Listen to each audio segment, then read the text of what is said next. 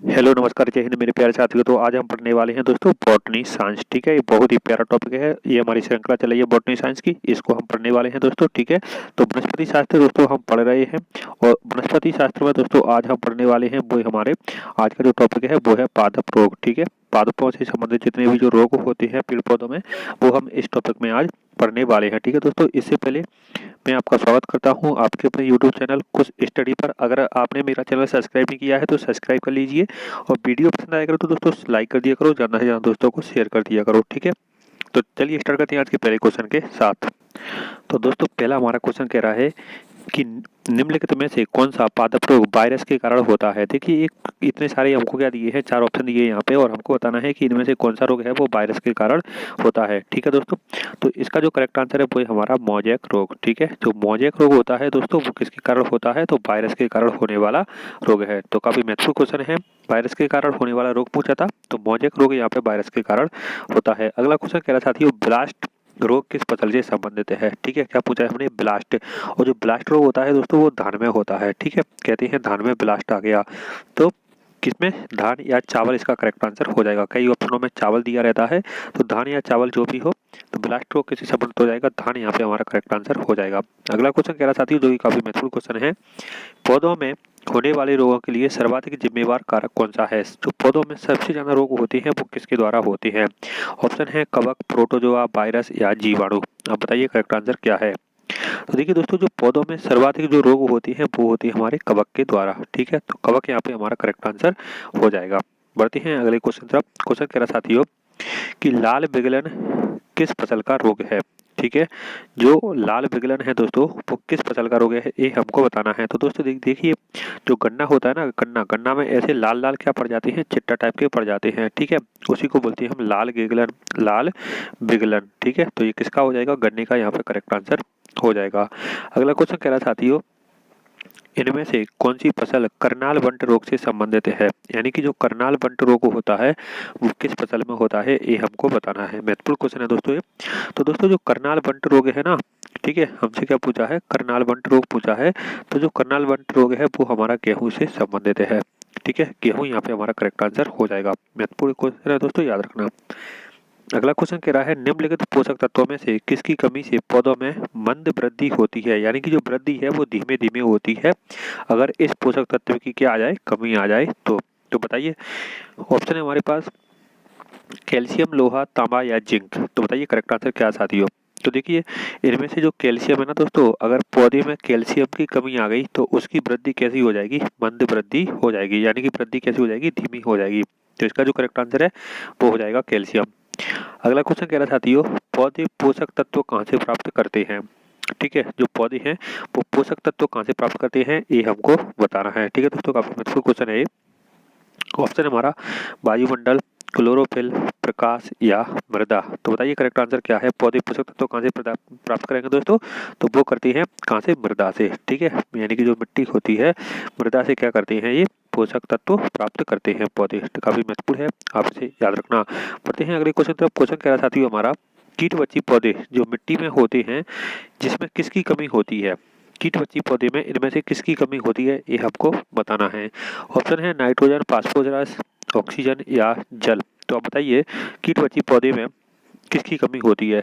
तो दोस्तों जो ये कीटवची पौधे होते हैं उनमें किसकी कमी होती है, नाइट्रोजन की कमी होती है। ठीक है, और इस नाइट्रोजन की कमी को पूरा करने के लिए ये जो कीटवची पौधे हैं वो क्या करते हैं, कीटों को खाते हैं। तो नाइट्रोजन यहाँ पे हमारा करेक्ट आंसर हो जाएगा। महत्वपूर्ण क्वेश्चन, आप इसे याद रखना। अगला क्वेश्चन कह रहा है प्यारे साथियों हमारा कि इनमें से कौन सी गैस प्रकाश संश्लेषण की क्रिया में शामिल होती है। ठीक है, हमको बताना है। 4 गैसें दी है यहाँ पे कि इनमें से प्रकाश संश्लेषण की क्रिया में कौन शामिल होती है। ऑक्सीजन, ऑप्शन है ऑक्सीजन, नाइट्रोजन, क्लोरोफ्लोरोकार्बन या कार्बन डाइऑक्साइड।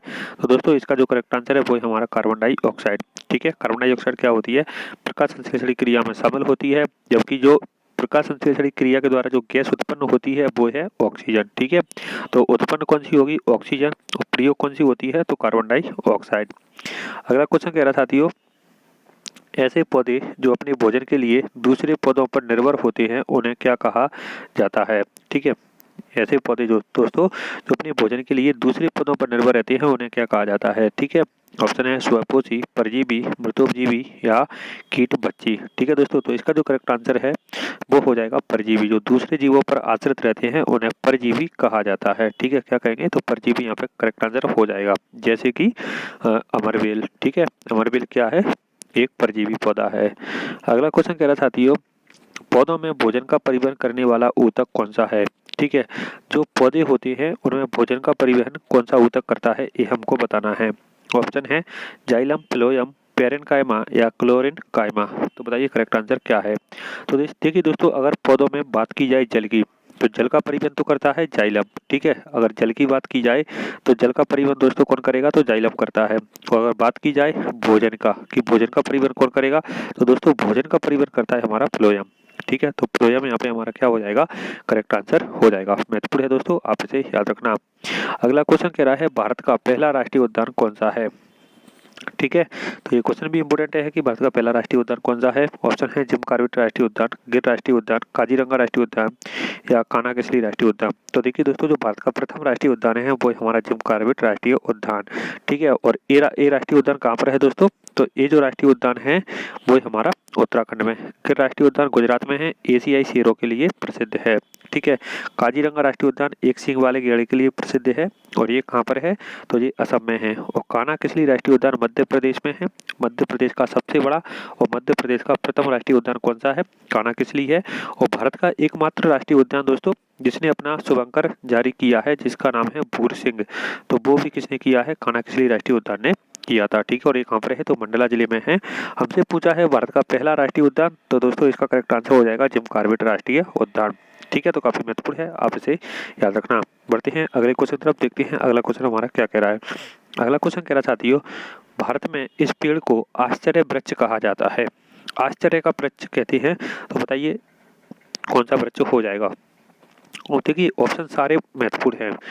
ऑप्शन है तुलसी, आंवला, नीम या आम। तो बताइए किस वृक्ष को क्या कहेंगे, आश्चर्य वृक्ष कहेंगे। तो देखिए इसका जो करेक्ट आंसर है दोस्तों वो है हमारा नीम। ठीक है, नीम एक औषधीय पौधा है, इसमें बहुत सारे औषधीय गुण पाए जाते हैं, इसलिए इसको क्या कहते हैं, आश्चर्य वृक्ष कहा जाता है। तो दोस्तों कल मैंने पढ़ाया था आपको कि किस भारतीय वृक्ष को डॉक्टर कहा जाता है। ठीक है, तो वो कहते हैं तुलसी को। ठीक है, और यहाँ पे पूछा है आश्चर्य वृक्ष, तो यहाँ पे नीम यहाँ पर हमारा करेक्ट आंसर हो जाएगा। बढ़ते हैं अगले क्वेश्चन तरफ। दोस्तों क्वेश्चन कह रहा है मॉन्ट्रियल प्रोटोकॉल का उद्देश्य, मुख्य उद्देश्य क्या है। ठीक है, यानी कि जो मॉन्ट्रियल प्रोटोकॉल है वो किससे संबंधित है, बाघ संरक्षण, जलवायु परिवर्तन, ओजोन परत संरक्षण या तापमान से। तो बताइए जो मॉन्ट्रियल प्रोटोकॉल है उसका संबंध किससे है, तो दोस्तों उसका जो संबंध है वो है ओजोन परत संरक्षण से। ठीक है, मॉन्ट्रियल प्रोटोकॉल काफी महत्वपूर्ण है, आप इसे याद रखना। बढ़ते हैं अगले क्वेश्चन तरफ, देखते हैं अगला क्वेश्चन क्या कह रहा है।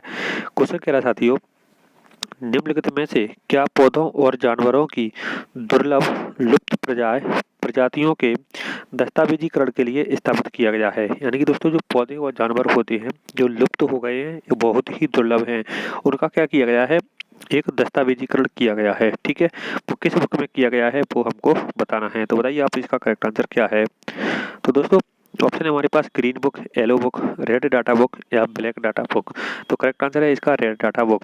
ठीक है, रेड डाटा बुक में क्या किया गया है दोस्तों, जो दुर्लभ जानवर हैं और लुप्त प्राय हैं उनका क्या किया गया है, दस्तावेजीकरण किया गया है। ये सारे प्रीवियस ईयर क्वेश्चन हैं जो किसी न किसी परीक्षाओं में आए हुए हैं दोस्तों, तो काफी महत्वपूर्ण है, आपने याद रखना। अगला क्वेश्चन कह रहा है निम्नलिखित में से क्या स्वयंपोषी का उदाहरण है। ठीक है, ऐसा दोस्तों चार ऑप्शन दिए हैं, आपको बताना है इनमें से स्वयंपोषी कौन है, जानवर, अमरबेल, मनुष्य या हरे पौधे।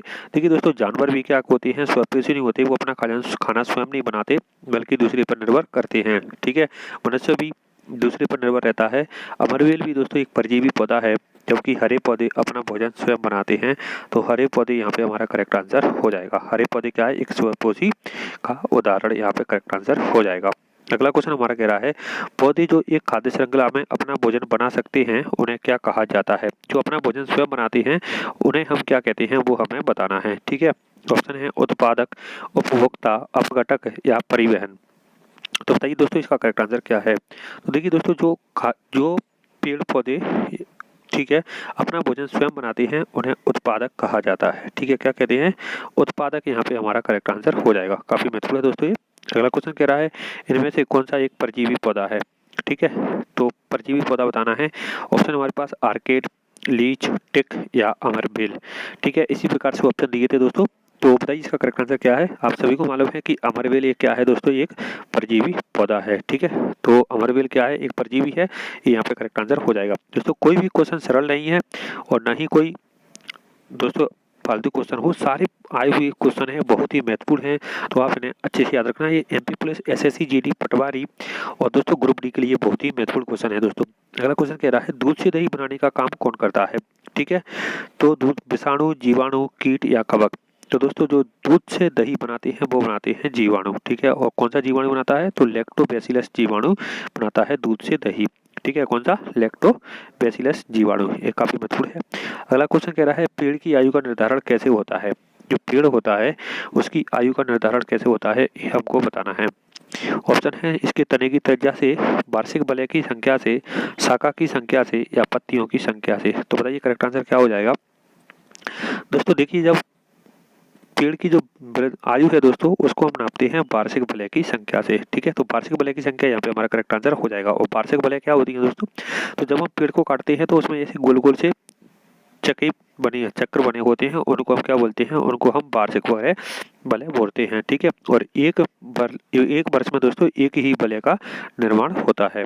ठीक है, तो काफी महत्वपूर्ण है, आपसे याद रखना। अगला क्वेश्चन कह रहा है निम्नलिखित में से किसका उपयोग सिरका तैयार करने में किया जाता है? तो देखिए दोस्तों, सिरका जो है, सिरका को हम तैयार करते हैं एसिटिक एसिड से। ठीक है, एसिटिक एसिड यहाँ पे हमारा करेक्ट आंसर हो जाएगा। इसका निर्माण सिरका निर्माण में किया जाता है। अगला क्वेश्चन कह रहा है निम्नलिखित में से कौन सा सहजीवी संबंध दिखाता है?